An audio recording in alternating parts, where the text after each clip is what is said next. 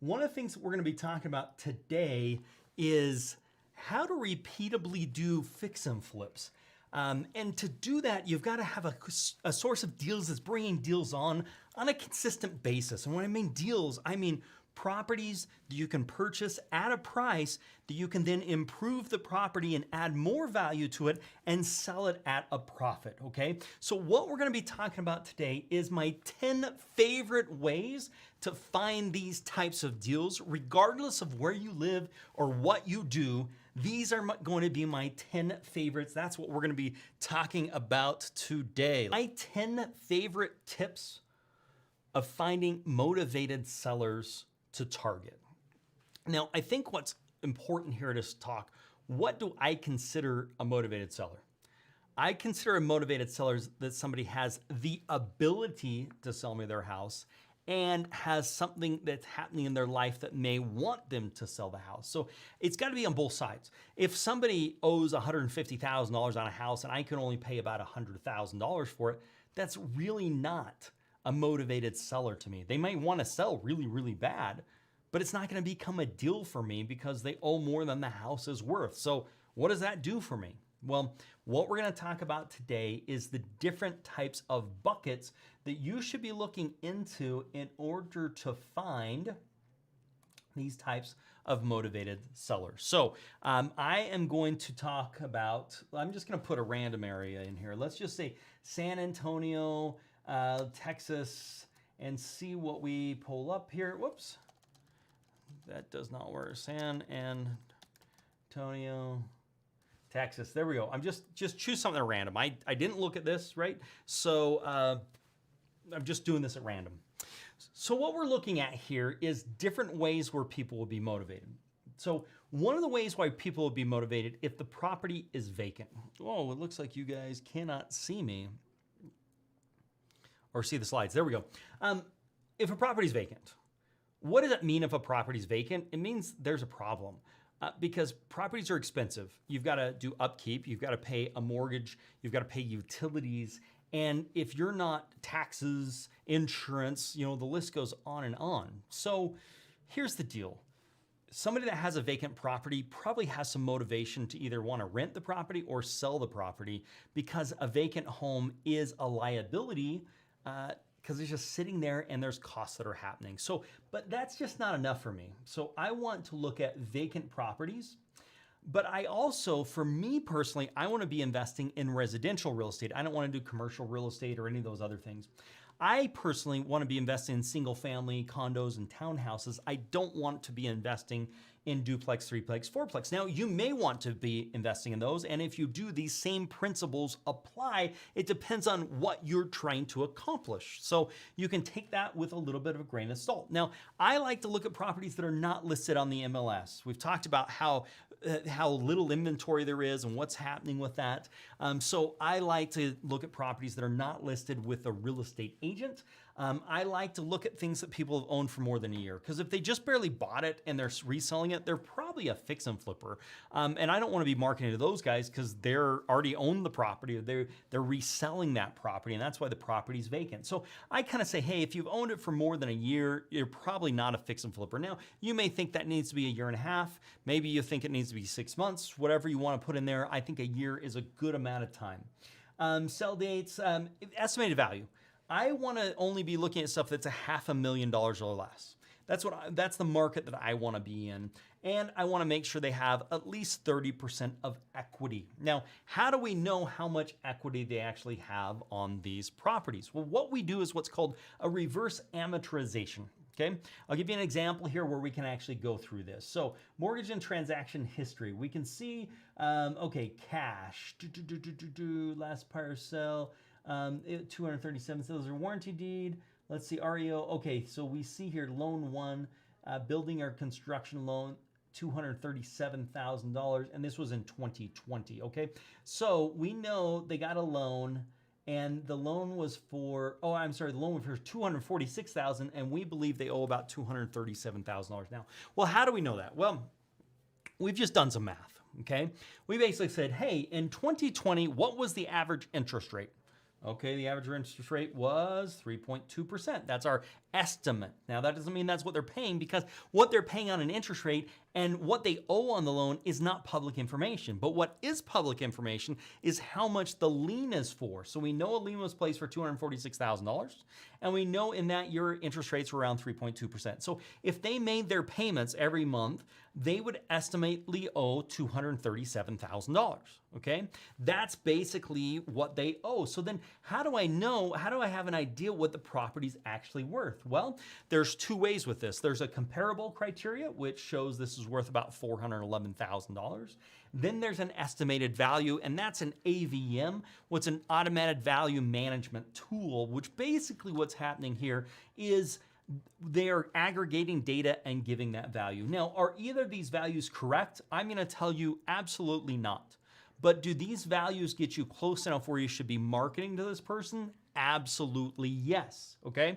So if they owe 237 estimate and the property's worth 411 or 426, is this a property that has equity? Yes, it does. So we see an opportunity of $188,000 of equity. Now, that doesn't mean I'm gonna get all that. The seller may want some of that. I might be able to get some of that.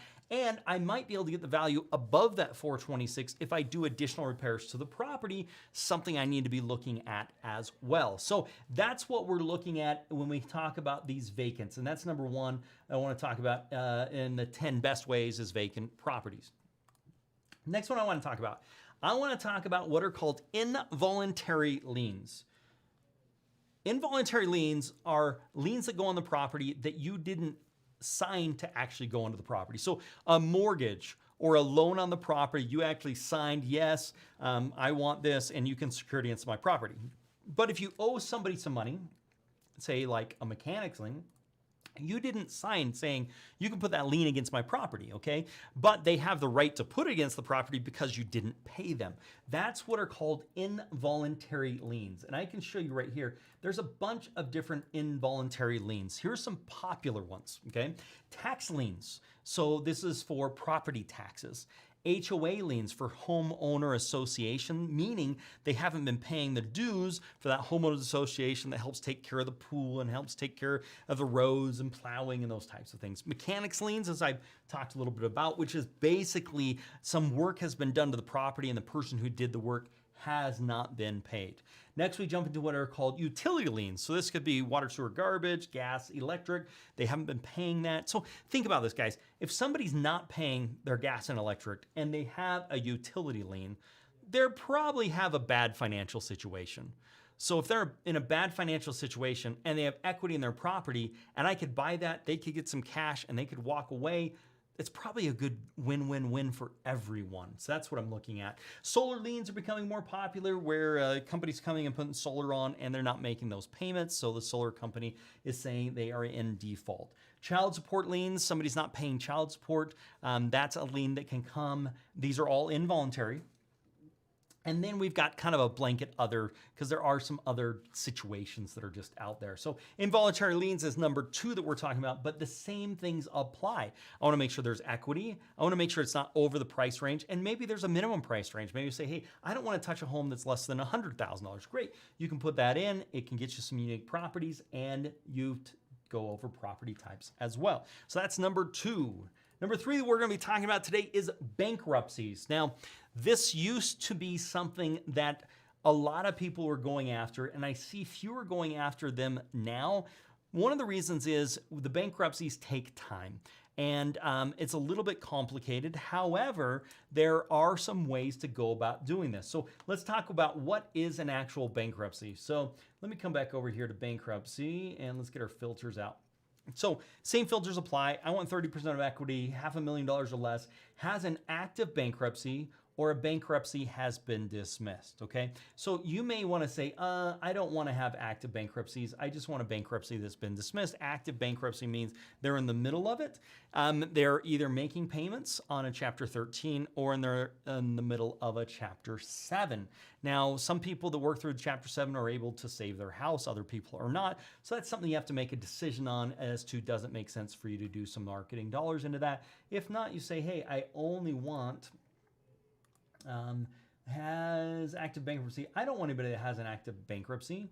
but I might want somebody that has had a bankruptcy dismissed.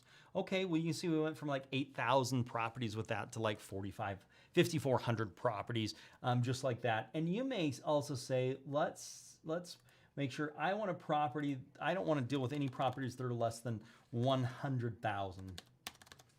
Okay, and what does that bring us to? And then we didn't go down a lot, 5,312 properties. So there's not a lot of properties under $100,000 these days. Maybe you say 150. Okay, so that's bankruptcies, and that's going to be our third way to find properties. Our fourth way to find properties is going to be called out-of-state owners. I'm going to lump in out-of-country owners as well. Okay, so basically what we're saying is somebody owns the property, but they do not live in the same state as where the property is located. So why would you own a house in another state? Well, either it's a house you don't want, it's an investment house, or it's a vacation home. That's really what it is. Now, I can determine if it's a vacation home typically because of areas. When there's kind of vacation areas, those types of things, you're like, there's a lot of vacation properties here. I don't want to target that area. But if I'm targeting like a really blue collar neighborhood, there's probably not a lot of vacation homes there.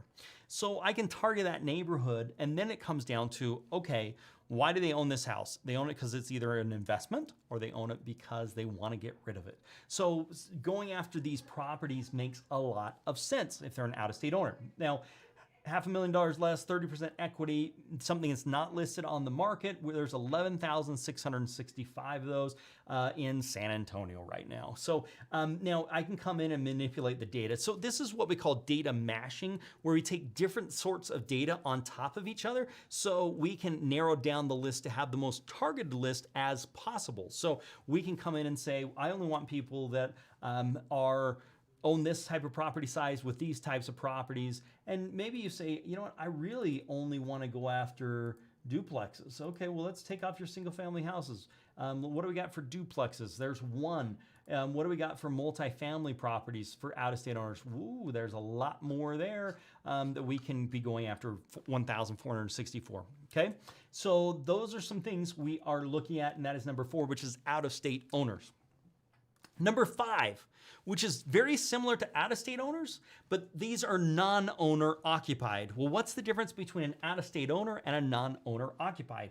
A non-owner occupied means they live in the same state as where the property is located, but they don't live at that property. Well, how do I find that out? Quite simple. Wherever the property tax bill is sent. If the property tax bill is sent to the same address as the property address, then it's more than likely owner-occupied. But if the property tax statement is mailed to a property other than the subject property for that property, then it's probably non-owner occupied, which means the property is not occupied with the owner, but the owner lives in the same state, where out of state or out of country owners are going to be there living outside of the state. Different motivation, different situation that may be going on. So when we talk non-owners, non-owner occupieds, we are talking where that tax statement is going there. So if we look at the same thing, we have 30% equity, under $500,000, non-owner occupied, those types of things. Right now there's like 70,000 properties. Now you may want to narrow this list down, or maybe you want to go after all of these. It just depends on what your goals are and what you're trying to achieve. But going after this when we talk about non-owner occupied. Now, this is one that has become more popular, which is called pre-foreclosure. Now, during COVID, there's some foreclosure moratorium that didn't apply to all types of mortgages, but it did apply to a few. Keep in mind, the banks didn't get hosed because the government took care of them. Dirty little secret you probably didn't want to know, but you do now. Okay, so what we're talking about pre-foreclosures is this is somebody that their property is in the early stages of a foreclosure happening. So this is what happens. If you get behind your payments, the bank calls you, they try and get you to make payments. Maybe they do modified payments. They're trying to get something to work out. Well, if that doesn't work out, what happens next? Then they do what's called a notice of default or what's called a lis pendens.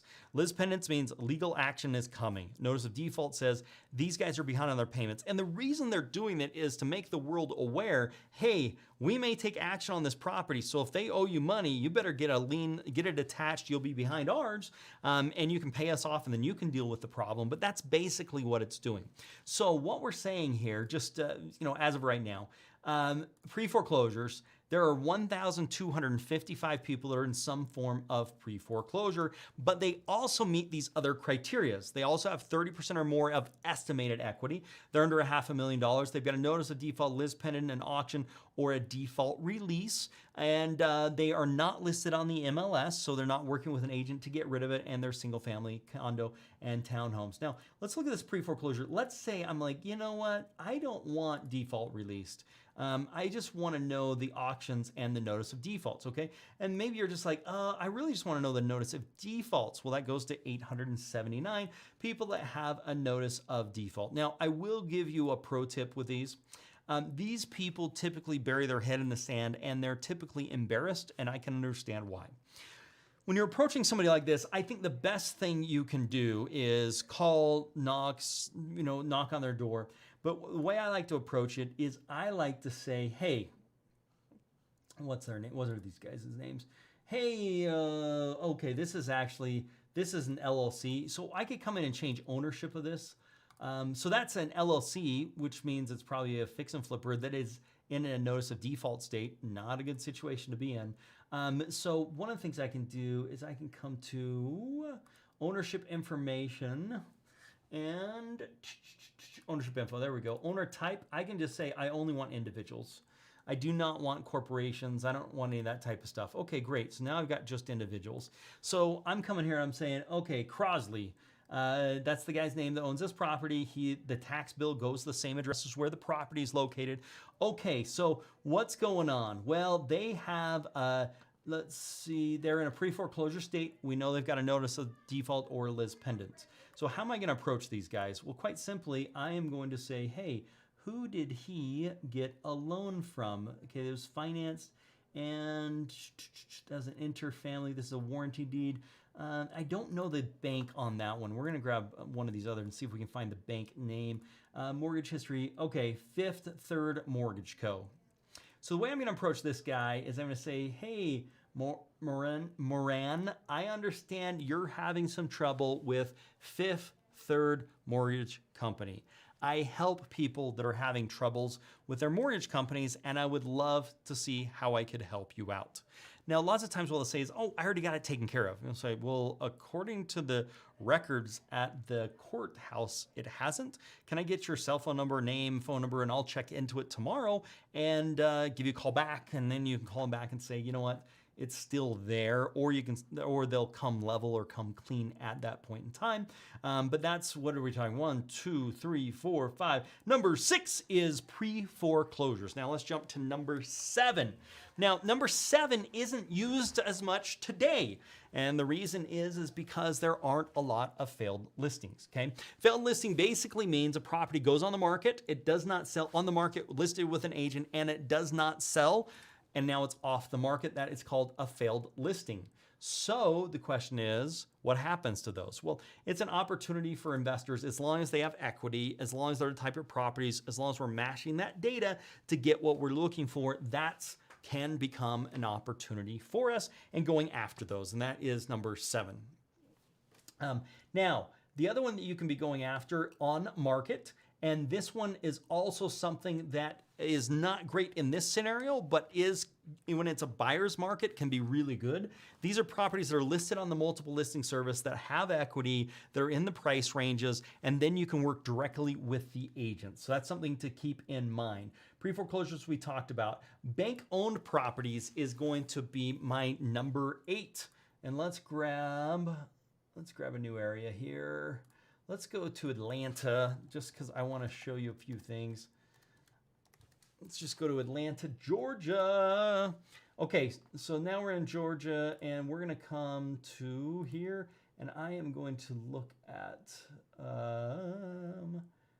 bank-owned properties. High equity. Let's look at that. Oh boy, something is not happy. Give me 1 second. I got some filter in here that's causing me an issue. Okay, I don't know what the filter is that's causing me an issue. Tired landlords, let's see. Oh, I know what it is. Let's just see what this does. Okay, so a couple of other things that we want to be thinking about here as we're talking about data mashing. One of the things that you can look at is what are called tired landlords, and this is going to be number 8. And tired landlords means a landlord's owned the property for an extended period of time. Landlording's hard, and most people aren't made to be landlords, and so you can say, hey, after 10 years, maybe these people don't want to be landlords anymore, or 20 years or 5 years. So you can look for people that have owned properties for over that duration of time that are non-owner occupied or out-of-state owners. And we call those guys tired landlords, which is number 8 on my countdown of the 10 targeted ways to find motivated sellers. Number 9 I'm going to be talking about here is what's called senior owners. These are people that are getting older in age and more than likely are going to make some transition. Maybe they have a multi-family house and they need to get to a rambler. So it's basically they're getting to an age where more than likely something's going to need to happen to the property, and those are called senior owners, and you can sort those and make sure they've got equity. And because of the age, then you can say, you know what, there's probably some motivation here. And that is number 9. Now, number 10 that I want to talk about here is divorce. If somebody files for a divorce, it's public information. So you can say, hey, who's going through a divorce? Because lots of times what happens is they need to split up any assets, specifically the house, especially if there's equity in it, and they want to get it done as fast as possible so they can move on with their lives.